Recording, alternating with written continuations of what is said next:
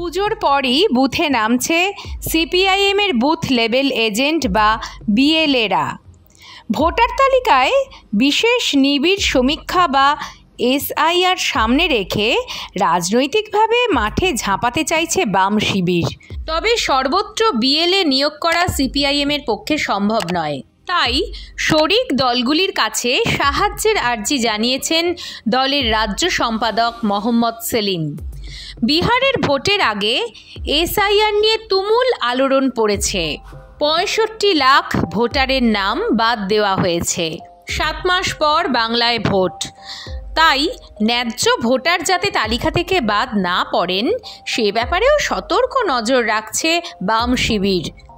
এক আলোচনা সভায় সিপিআইএমের রাজ্য সম্পাদক মোহাম্মদ সেলিম বলে দিয়েছেন, রাজ্যের বাকি বামপন্থী দলগুলির জাতীয় স্বীকৃতি না থাকলেও তাদের শক্তি আছে।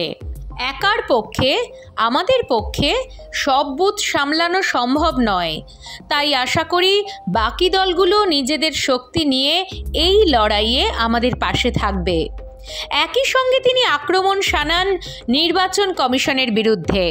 সেলিমের অভিযোগ, কমিশন আসল কাজ না করে শাসক দলের স্বার্থে কাজ করছে। তার বক্তব্য, মুখ্য নির্বাচন কমিশন যে কাজ করা উচিত তা না করে অন্য কিছু করছেন। এই কমিশনই একাধিক নির্বাচনী প্রক্রিয়ায় দলদাসের ভূমিকা পালন করেছে। অসংখ্য মৃত মানুষের নাম আছে ভোটার তালিকায়।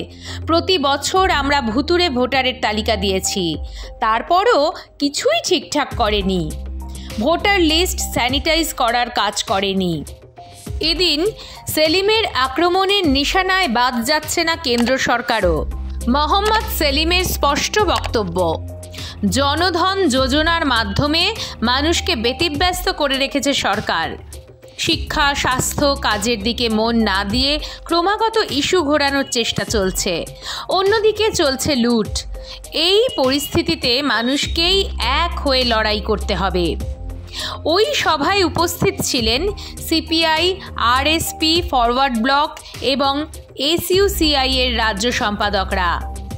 সিপিআই এর রাজ্য সম্পাদক স্বপন বন্দ্যোপাধ্যায় অভিযোগ করেছেন, মোদির নেতৃত্বে দেশে আরএসএস সরাসরি শাসন চালাচ্ছে।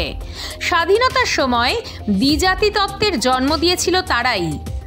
আজ নানা বিভাজনের রাজনীতি করে নিজেদের শাসন কায়েম রাখার চেষ্টা করছে। রাজ্য এসইউসিআই এর সম্পাদক চণ্ডীদাস ভট্টাচার্য বলেছেন, নাগরিকত্ব নির্ধারণ করার অধিকার নির্বাচন কমিশনের নেই, অথচ সেই অধিকার ফলানোর চেষ্টা হচ্ছে। যাঁরা নাগরিক হয়েও এখন প্রমাণ চাইছেন তাদের উচিত মন্ত্রীপদ থেকে ইস্তফা দেওয়া।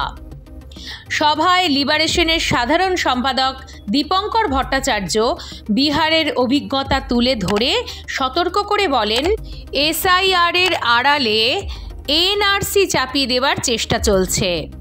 এতে লক্ষ লক্ষ পরিযায়ী শ্রমিক ভোটাধিকার থেকে বঞ্চিত হবেন। সব মিলিয়ে পরিষ্কার, এসআইআরকে ঘিরে ভোটার তালিকার লড়াইকে রাজনৈতিক ইস্যুতে পরিণত করে পুজোর পর থেকেই রাজ্য জুড়ে সক্রিয় হতে চাইছে সিপিআইএম। আর এই লড়াইয়ে শরিক বাম দলগুলোকেই পাশে চাইছে আলিমুদ্দিন।